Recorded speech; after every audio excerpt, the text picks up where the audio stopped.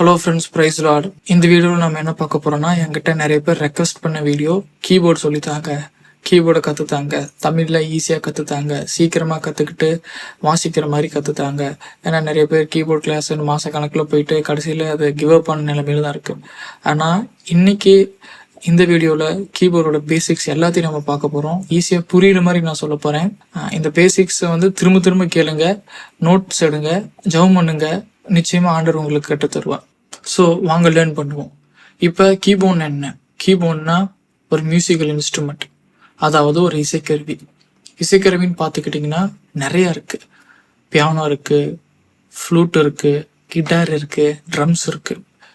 நிறைய பேர் கீபோர்டை பார்த்து பியானோன்னு சொல்லுவாங்க. பட் கீபோர்டு பியானோ கிடையாது. கீபோர்டில் எல்லா இன்ஸ்ட்ருமெண்ட்டும் வாசிக்கலாம். இந்த பியானோ, கிட்டாரு, வயலின்ஸு, ட்ரம்ஸ் இது எல்லாத்தையும் அக்வாஸ்டிக் இன்ஸ்ட்ருமெண்ட்டுன்னு சொல்லுவாங்க. அதாவது கரண்டே இல்லாமல் வாசிக்கிற இன்ஸ்ட்ருமெண்ட்டுன்னு சொல்லுவாங்க. அதனால அது பேர் acoustic instrument. Electronic டிவைஸ்னால் base கிட்டாரு, electric guitar, இதில் எலக்ட்ரானிக் டிவைஸ்ன்னு சொல்லுவாங்க. அந்த மாதிரி கீபோர்டு என்னென்னா ஒரு எலக்ட்ரானிக் டிவைஸ்.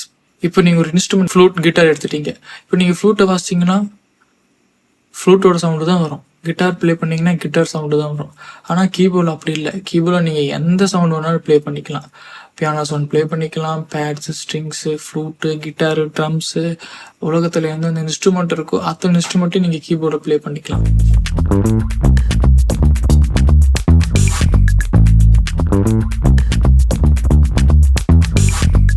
ஓகே, நெக்ஸ்ட் நமக்கு ஸ்கூலில் ஆல்ஃபபெட் சொல்லி தந்திருப்பாங்க, ABCD சொல்லி தந்திருப்பாங்க, A to Z முடிக்கு சொல்லி தந்திருப்பாங்க.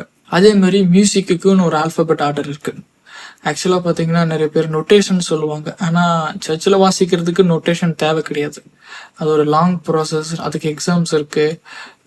It's a time consuming and money consuming. இது யாருக்கிட்டேன்னு ஒரு நாள் கேட்டேன், நொட்டேஷன் கிரேட் முடிக்கிறதுக்கு எவ்வளோ ஆகுன்னு கேட்டது 25,000 என்னமோ சொன்னாங்க. சரி வேண்டாமா சாமி, நான் விட்டுட்டேன்.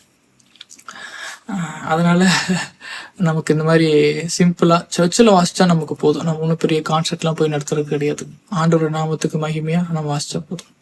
மியூசிக்குன்னு ஒரு ஆல்ஃபபெட் ஆர்டர் இருக்குது. என்னென்னா A to G முடிக்க இருக்குது, ABCDEFG முடிக்க இருக்குது.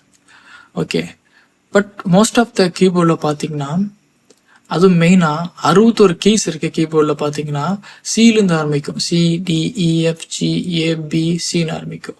ஸோ இங்கிலீஷ் ஆல்ஃபபெட்டில் ஏ தான் நம்பர் 1. பட் மியூசிக்கில் most of the time C தான் நம்பர் 1 இருக்கும். சிலேருந்து தான் ஆரம்பிக்கும். இப்போ நமக்கு எல்லாத்துக்கும் ஒரு டவுட் இருக்கும், சின்னு சொல்கிறீங்களே, அந்த சி எப்படி தான் கண்டுபிடிக்கிறது? கீபோர்டு பார்த்தா நிறையா கீஸ் இருக்கு, இதில் எப்படி சியை கண்டுபிடிக்கிறதுனா, 2 பிளாக் கீஸ் இருக்குல்ல, கருப்பு கீஸ், அதுக்கு முன்னாடி இருக்கிற ஒரு வெள்ளை கீ தான் என்னன்னா சி.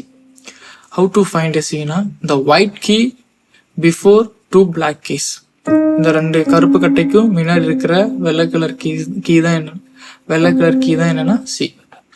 ஓகே, இப்போ நான் ஆல்ரெடி சொன்ன மாதிரி மியூசிக் ஆர்டர்னா இப்படி இருக்குன்னா, 7லேருந்து ஆரம்பிக்காது, CDEFGABC ஆரம்பிக்கும். பட் 88 கீஸ், 76 கீஸ் இருக்கிற கீபோர்ட்ஸில் 7லேருந்து தான் ஆரம்பிக்கும். சிந்தசைசர்ஸு, பியானோ அந்த மாதிரி இதில் தான் அப்படி ஆரம்பிக்கும். பட் மோஸ்ட்டாக நம்ம சர்ச்சில் வாசிக்கிற கீபோர்டில் 61 கீஸ் இருக்கிற கீபோர்டில் சியில் தான் ஆரம்பிக்கும். ஸோ இப்போ இந்த நோட்ஸை CDEFGABC இருக்குல்ல, இதில் வந்து நம்பர் மூலமாகவும் நம்ம வந்து ஐடென்டிஃபை பண்ணலாம். எப்படின்னா சிக்கு வந்து 1, டிக்கு 2, இக்கு 3, எஃப்க்கு 4, ஜிக்கு 5, ஏக்கு 6, பிக்கு 7, சிக்கு 8, அந்த மாதிரி. ஓகே, இது ஒன்றும் ஈஸியாக சொல்ல போனால் தமிழில் சரிகமா பதி நிசா, சரிகமா பத நிசா, அவ்வளோதான். ஓகே, இப்போ இந்த கீஸ்ன்னு சொல்கிறோம்ல, அதுக்குள்ள ஒரு பேர் இருக்குது. நீங்கள் உலகத்தில் எந்த கீபோர்டை பார்த்தாலும் 2 பிளாக் கீஸ் ஒரு செட் இருக்கும், 3 பிளாக் கீஸ் ஒரு செட் இருக்கும். சின்ன வயசில் நம்ம பொம்மை வாங்க பார்த்தீங்களா, பொம்மை கடையில், ஃபேன்சி ஸ்டோர்லாம், அதெல்லாம் பிளாக் கீஸ் லைனாக அடிக்க வச்சுருப்பாங்க. ஆனால் அப்படி இருக்கார் கீபோர்டில் எப்பயுமே யூனிவர்சலாக 2 பிளாக் கீஸ் ஒரு செட் இருக்கும், 3 பிளாக் கீஸ் ஒரு செட் இருக்கும். இப்போ ஒயிட் கீஸ்க்கு நேம் பார்ப்போம். ஒயிட் கீஸோட பேர் என்னன்னா வந்து நேச்சுரல் ஆர் ரெகுலர் கீஸ். என்னது நேச்சுரல் ஆர் ரெகுலர் கீஸ்? நீங்கள் நோட்ஸ் எடுத்துக்கோங்க, அப்போ தான் உங்களுக்கு ஈஸியாக புரியும். அடுத்தது பிளாக் கீஸ், அதுக்கு பேர் இருக்குது. என்னென்னா sharp or flat keys. Sharp or flat keys. Okay, ஷார்ப்புக்கு சிம்பிள் என்னன்னா ஹேஷ், ஃப்ளாட்டுக்கு என்னன்னா பி மாதிரி இருக்கும். இங்கே பாருங்க, இங்கே இருக்கு. அடுத்தது, இப்போ நீங்கள் ஒரு குறிப்பிட்ட கீழ இருந்து அஸ்னிங் ஆர்டரில் போனீங்கன்னா அதில் வர பிளாக் எல்லாத்தையும் நம்ம ஷார்ப்புன்னு சொல்லுவோம். அதே அந்த பர்டிகுலர் கீழ இருந்து நீங்கள் டிசைனிங் ஆர்டரில், அதாவது பின்பக்கமாக வந்தீங்கன்னா அதில் இருக்கிற பிளாக் கீஸ்க்கு எல்லாத்துக்கும் பேர் என்னன்னா ஃப்ளாட் கேஸ்ன்னு சொல்லுவோம். அவ்வளோதான்.